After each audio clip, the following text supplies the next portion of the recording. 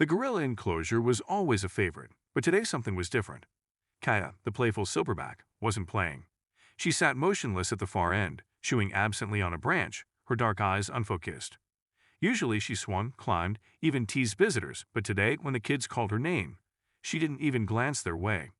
Outside the enclosure, the small group of humans enjoyed their antics. They laughed, and the adults carried their children on their shoulders for them to enjoy it better. Ben's mother tried to focus on the gorillas, but her restless toddler had other plans. "Ben, don't climb that," she warned. He didn't listen. His small fingers gripped the railing as he leaned forward, wide-eyed with wonder. Then he peeped into the enclosure. Seeing the creatures seemed to justify his disobedience in his little brain, because his eyes grew wide, his tiny mouth formed an odd O, and he disobeyed even more by bending further. Then, disaster. 1 second, Ben was gripping the railing. The next, he was gone. A tiny gasp, a blur of movement, then a dull thud. Silence. Ben! His mother's scream ripped through the air. Heads turned. Gasps. Then the sound no one wanted to hear, a dull thud. "Oh God, Ben!" The mother yelled again when she saw her baby lying on his face. He didn't look hurt, but he definitely was too shocked to move. He'd just fallen 20 feet. "My baby!" She screamed again, alerting the zookeepers. The zoo staff rushed toward the enclosure immediately and looked in. "We will get him out, ma'am," they assured the woman, and she nodded, clutching her necklace. A few people judged her for turning her eyes away, but they did not say it out loud. Ben's mother was restless. She knew the zookeepers were doing something, but she needed to try to get her baby too. She looked up to search for any opening she could run through, and her eyes connected with the eyes of the massive 400-pound gorilla at the far end of the enclosure. Kaida's head snapped toward the noise. The branch dropped from her mouth. Then she moved. The ground trembled as she stepped. Somebody stopped. "Stop her! Stop her!" She screamed when she finally found her voice. A zookeeper, who had returned with the keys to the enclosure and some sticks, immediately bolted to the emergency room for a tranquilizer rifle. The mother went into full panic mode. She stretched her trembling hands out as if she could elevate them and pluck her baby from this nightmare. But Ka did not stop, and everyone in the growing crowd froze as they watched what looked like an unfolding nightmare. Some women began to cry. A few others managed to turn away. What do you think will happen? Before the zookeepers could arrive, Kaya was already standing over the baby. Her body was so large it even blocked out the sun. The crowd braced for horror. Every parent in the crowd clutched their child just a little tighter, waiting for the attack. But none came. Instead, Kaya, the 400-pound silverback with hands that could crush bone, did something no one expected. She did not strike or bare her teeth or roar. Her massive hand curled gently around the boy's tiny body, and she picked him up. She lifted him with a delicateness that seemed impossible for a creature of her size. Jaws dropped in the crowd. A few who had their eyes shut opened them. Only the mother still looked on in alarm. She let out a whimper as she watched her baby disappear into the grasp of something wild, something untamed. But Kaya did not hurt him. Ben blinked up at the creature holding him. His frame looked tiny in her hands. His lips quivered, and for a moment it looked like he was going to cry. But then Kaya did another unexpected thing. She cradled him against her chest. Kaya rocked the child gently. And as if that was not already very surprising, a low guttural sound rolled out from her throat. Not a growl, not a warning, but something softer, a hum. A lullaby of sorts. She even pressed her broad lips to his forehead in what could only be described as a kiss. Ben's mother flinched. "Oh God, please." At this time, the zookeepers had returned with their radios and tranquilizer guns.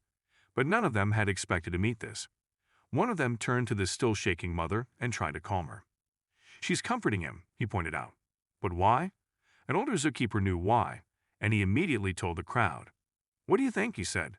"Kaya's baby died. They said his name was Harris, and he had worked with Kaya for years, and had watched her grow into a powerful matriarch. He had seen her break up fights between the other gorillas and protect the little ones from danger, and he had seen her grieve. Just last month, Ka had lost her baby.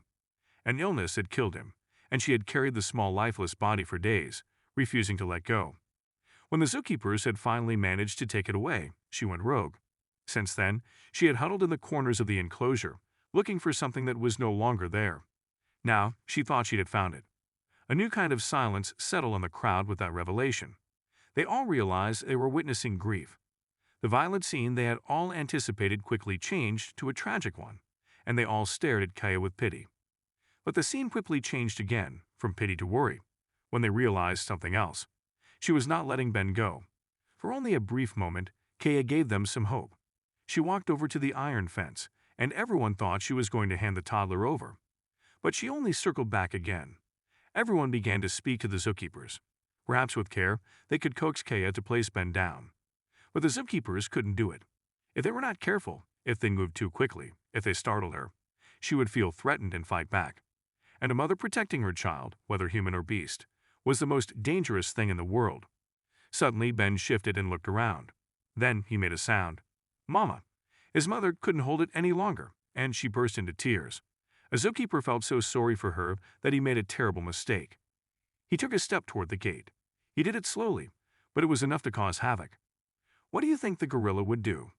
Kaya's head snapped up, and her lips pulled back, revealing ivory canines.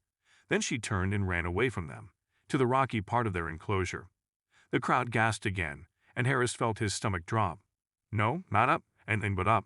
Then Kaya climbed, a powerful push, a ledge higher. "She's taking him," someone screamed. Ben's mother sobbed. The mother's shriek sliced through the air. "No, please stop. Don't take my baby." But Kaya was swift. She climbed higher and higher, scaling the rocky ledge while clutching the child to her chest. "Kaya, no!" One of the zookeepers shouted, but she did not stop. The higher she went, the more panic in the crowd, because they knew if Ben mistakenly slipped from her hands, he would not survive the fall. If she lost her grip, if he slipped, they did not want to think about it. Harris' radio crackled. "We have a clear shot. Take her down." Harris paused, and his fingers hovered over the button. Kaya turned, and her dark eyes met his. They were pleading. But he shook his head. If they took Kyle out, she would definitely drop Ben, and they couldn't have that. He gritted his teeth. "Hold your fire." But the voice argued. "I said hold." Kaya hoisted herself higher, onto the second ledge, now nearly 20 feet in the air. So Harris turned to the other keepers around him. "Options now," he ordered. "What if we—" one of them began, but a sharp crack made them freeze.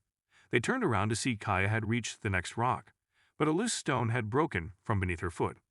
Harris's pulse pounded in his ears. One more ledge, she was soon at the top. As for Ben, he had settled comfortably in the warmth of the gorilla.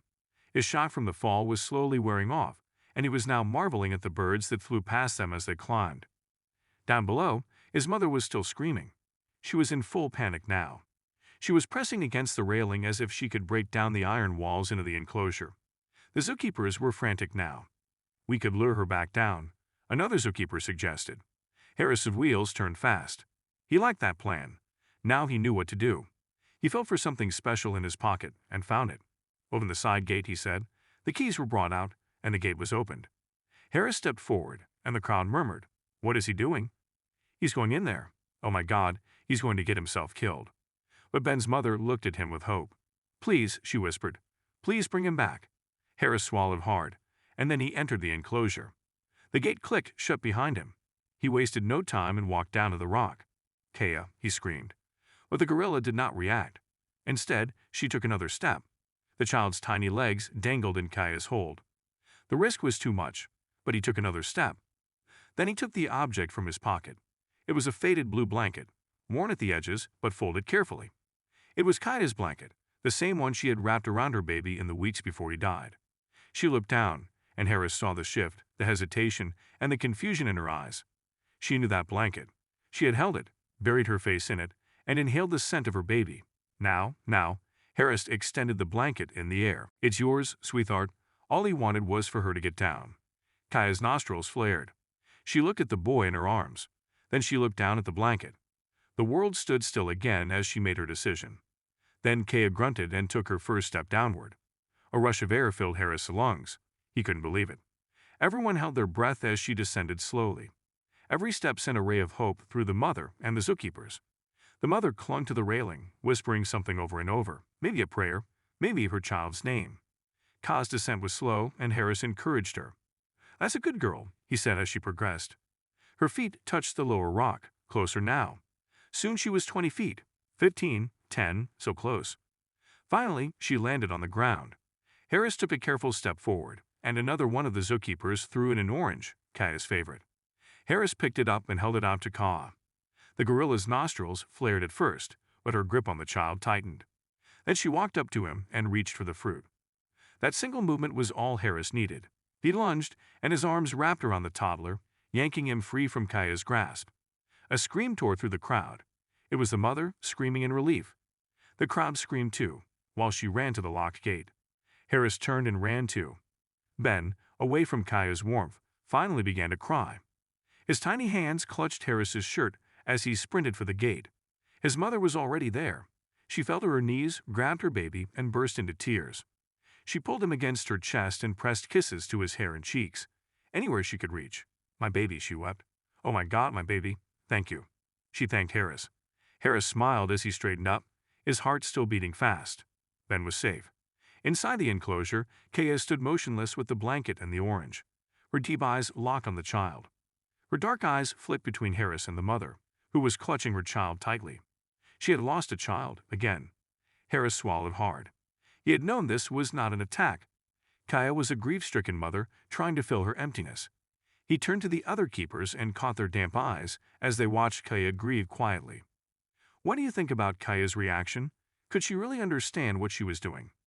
Let us know in the comments. Kaya turned. No anger, no fight, just loss. Then she vanished into the shadows.